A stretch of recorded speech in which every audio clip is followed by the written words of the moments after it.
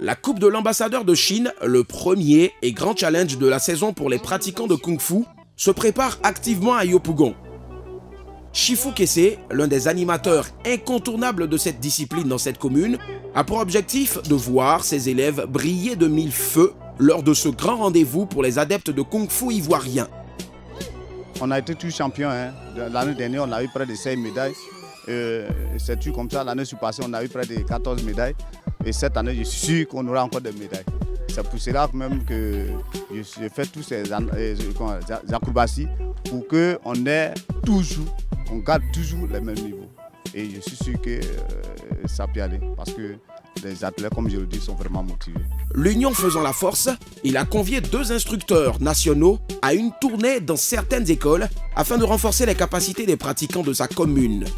Ainsi, ceux-ci ont pu bénéficier de séances très instructives pour mieux appréhender les compétitions de combat, les maîtres de salle s'étant déjà bien occupés des élèves pour ce qui est du Tao.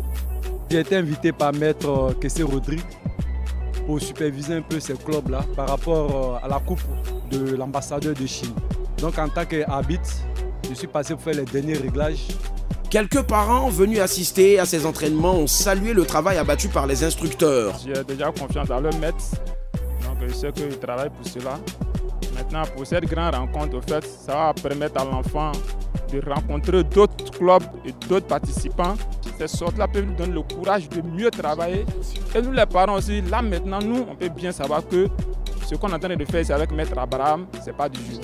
On peut dire qu'à Yopougon, le Kung Fu fait beaucoup d'émules dont le niveau de performance est reconnu au niveau national grâce à la promotion faite par Maître Kese à travers les quartiers de la commune, mais surtout à cause de la qualité de la formation reçue dans les différentes écoles.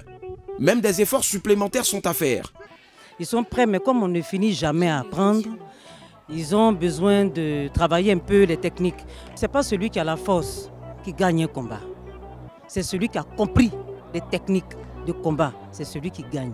On pourrait affirmer que les pratiquants de Kung Fu de Yopougon sont bien partis pour remporter la Coupe de l'ambassadeur de Chine qui doit avoir lieu dans pratiquement un mois.